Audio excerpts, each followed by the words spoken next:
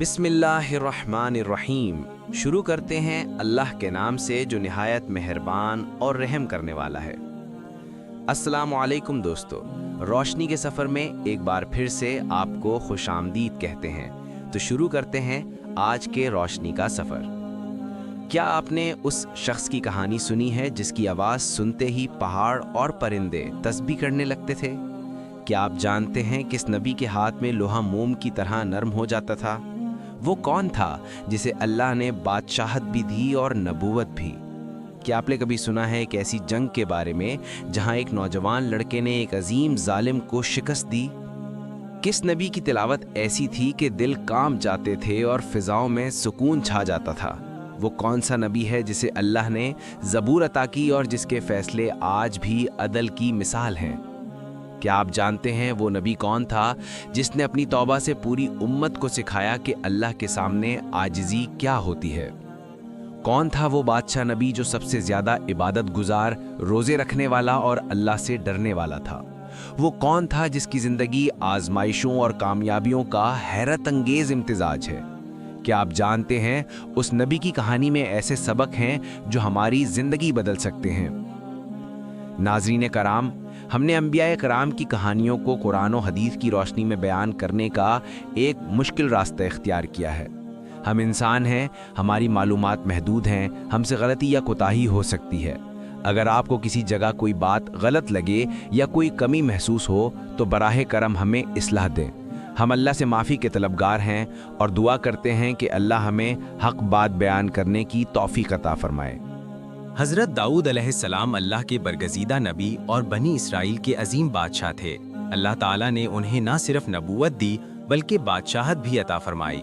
قرآن مجید میں اللہ تعالیٰ فرماتا ہے وَشَدَدْنَا مُلْكَهُ وَآتَيْنَاهُ الْحِكْمَةَ وَفَصْلَ الْخِطَابِ۔ ترجمہ: اور ہم نے اس کی بادشاہت کو مضبوط کیا اور اسے حکمت اور فیصلہ کن بات یعنی عدل عطا فرمائی۔ حضرت داؤد علیہ السلام کی زندگی حیرت انگیز واقعات سے بھری ہوئی ہے۔ وہ نہایت عبادت گزار، انصاف کرنے والے، بہادر اور اللہ کے شکر گزار بندے تھے۔ ان کی آواز میں ایسا سوز اور درد تھا کہ پہاڑ اور پرندے بھی ان کے ساتھ اللہ کی تسبیح کرتے تھے۔ قرآن میں ذکر ہے إِنَّا سَخَّرْنَا الْجِبَالَ مَعَهُ يُسَبِّحْنَ بِالْعَشِيِّ وَالْإِشْرَاقِ وَالطَّيْرَ مَحْشُورَةً كُلٌّ لَهُ أَوَّابٌ۔ ترجمہ: ہم نے پہاڑوں کو اس کے ساتھ مسخر کر دیا کہ شام اور صبح کے وقت تسبیح کریں اور پرندے جمع ہو جاتے، سب اس کی طرف رجوع کرنے والے تھے۔ بنی اسرائیل کی حالت اس وقت، حضرت داؤد علیہ السلام کا زمانہ اس وقت کا ہے جب بنی اسرائیل کئی آزمائشوں سے گزر رہے تھے۔ وہ مسلسل دشمنوں کے ظلم و ستم کا شکار تھے۔ اس وقت ایک بہت بڑا ظالم بادشاہ جالوت یعنی گولیت ان پر مسلط تھا۔ جالوت نہایت طاقتور، ظالم اور جنگجو تھا اور اس کی فوج بہت بڑی تھی۔ بنی اسرائیل کے لوگ اس کے ظلم سے تنگ آ کر اللہ کے نبی حضرت شموئیل علیہ السلام کے پاس گئے اور کہا، ہمارے لیے ایک بادشاہ مقرر کریں تاکہ ہم اللہ کی راہ میں جہاد کریں۔ حضرت شموئیل علیہ السلام نے انہیں حکم دیا کہ اللہ نے تمہارے لیے طالوت کو بادشاہ مقرر کیا ہے۔ لوگ چونک گئے کیونکہ طالوت کسی بڑے خاندان سے تعلق نہیں رکھتے تھے، لیکن اللہ نے ان میں قوت اور علم دیا تھا۔ طالوت کی قیادت میں بنی اسرائیل کی فوج جالوت سے لڑنے کے لیے نکلی۔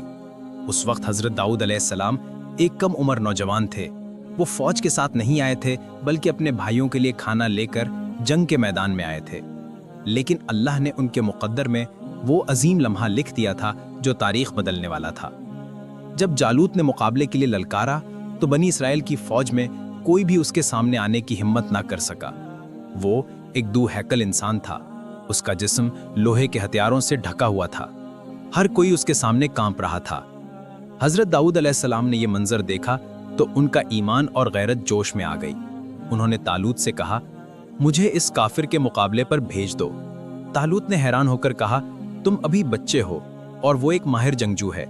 حضرت داؤد علیہ السلام نے جواب دیا، میں اپنی بکریوں کو چرا رہا تھا، ایک دن شیر آیا، میں نے اس سے مقابلہ کیا اور اپنی بکریوں کو بچایا۔ آج میں اللہ کے نام پر اس جالوت کو مار ڈالوں گا۔ فیصلہ کن لمحہ، جالوت کا قتل۔ طالوت نے حضرت داؤد علیہ السلام کو اجازت دے دی۔ حضرت داؤد کے پاس کوئی تلوار یا زرہ نہیں تھی، ان کے پاس صرف ایک گوپھنی یا غلیل تھی اور چند پتھر۔ جب وہ جالوت کے سامنے پہنچے تو جالوت نے انہیں دیکھ کر مذاق اڑایا، یہ لڑکا میرے سامنے آیا ہے؟ حضرت داؤد علیہ السلام نے کہا، میں اللہ کے نام سے آیا ہوں جو سب سے بڑا ہے۔ انہوں نے اپنی گوپنی میں ایک پتھر رکھا اور پوری طاقت سے پھینکا۔ پتھر سیدھا جالوت کے ماتھے پر لگا اور وہ زمین پر گر گیا۔ حضرت داؤد علیہ السلام نے اس کی تلوار اٹھائی اور اس کا سر کاٹ دیا۔ یہ منظر دیکھ کر بنی اسرائیل کی فوج میں خوشی کی لہر دوڑ گئی۔ قرآن میں اللہ تعالیٰ فرماتا ہے، فَحَزَمُوهُمْ بِإِذْنِ اللَّهِ وَقَتَلَ دَاوُودُ جَالُوتَ وَآتَاهُ اللَّهُ الْمُلْكَ وَالْحِكْمَةَ۔ سورۃ البقرہ کی آیت نمبر 250 ترجمہ، تو انہوں نے اللہ کے حکم سے ان دشمنوں کو شکست دی اور داؤد نے جالوت کو قتل کر دیا اور اللہ نے اسے بادشاہت اور حکمت عطا کی۔ حضرت داؤد علیہ السلام نے جب جالوت کو قتل کیا تو بنی اسرائیل میں خوشی کی لہر دوڑ گئی۔ طالوت نے اس عظیم کارنامے کے بعد حضرت داؤد کو اپنی فوج میں اعلیٰ مقام دیا، لیکن اللہ کے حکم سے کچھ وقت بعد طالوت کا انتقال ہو گیا اور حضرت داؤد علیہ السلام کو بادشاہت اور نبوت دونوں عطا کر دی گئی۔ قرآن میں صاف الفاظ میں ذکر ہے، وَقَتَلَ دَاوُودُ جَالُوتَ وَآتَاهُ اللَّهُ الْمُلْكَ وَالْحِكْمَةَ وَعَلَّمَهُ مِمَّا يَشَاءُ۔ سورۃ البقرہ کی آیت نمبر 250 ترجمہ، داؤد نے جالوت کو قتل کر دیا اور اللہ نے اسے بادشاہت اور حکمت عطا کی اور اسے جو چاہا سکھا دیا۔ یہ ایک منفرد مقام تھا کہ اللہ نے انہیں دنیا میں عزت، اقتدار اور نبوت سب کچھ دیا، لیکن حضرت داؤد علیہ السلام نے ان نعمتوں کو غرور یا تکبر کے لیے استعمال نہیں کیا، بلکہ عاجزی، شکر اور انصاف کے لیے استعمال کیا۔ زبور کا نزول۔ اللہ تعالیٰ نے حضرت داؤد علیہ السلام پر زبور نازل فرمائی۔ زبور ایک آسمانی کتاب تھی جو ذکر، حمد اور اللہ کی عبادت سے بھری ہوئی تھی۔ قرآن میں ذکر ہے، وَآتَيْنَا دَاوُودَ زَبُورًا، سورۃ النساء کی آیت نمبر 163 ترجمہ، اور ہم نے داؤد کو زبور عطا کی۔ زبور میں زیادہ تر تسبیح، ذکر اور اللہ کی حمد بیان کی گئی ہے۔ حضرت داؤد علیہ السلام اس کتاب کی تلاوت اس قدر خشوع کے ساتھ کرتے کہ زمین و آسمان پر سکون چھا جاتا۔ ان کی آواز میں ایسا درد اور اثر تھا کہ پہاڑ اور پرندے بھی ان کے ساتھ ذکر کرتے تھے، جیسا کہ قرآن میں فرمایا، یا جبال اوبی معہ والطیر، سورۃ السبا کی آیت نمبر 10، اے پہاڑوں اس کے ساتھ تسبیح کرو اور پرندے بھی۔ یہ اللہ کی طرف سے ان کے لیے ایک بہت بڑا معجزہ تھا۔ لوہے کو نرم کرنے کا معجزہ۔ حضرت داؤد علیہ السلام کو ایک اور بڑا معجزہ عطا ہوا، لوہے کو نرم کرنا۔ قرآن کہتا ہے، وَعَلَنَّا لَهُ الْحَدِيدَ، سورۃ السبا کی آیت نمبر 10 ترجمہ، اور ہم نے اس کے لیے لوہا نرم کر دیا۔ حضرت داؤد علیہ السلام اپنے ہاتھوں سے لوہے کو موڑ کر زرہیں بناتے تھے۔ اللہ نے انہیں یہ حکم دیا تھا کہ لوگوں کو زرہیں بنا کر دو تاکہ وہ جنگ میں محفوظ رہیں۔ یہ ان کی محنت اور رزق کا ذریعہ بھی تھا، حالانکہ وہ بادشاہ تھے پھر بھی اپنے ہاتھ سے کمائی کرتے تھے۔ عدل اور انصاف کی مثال۔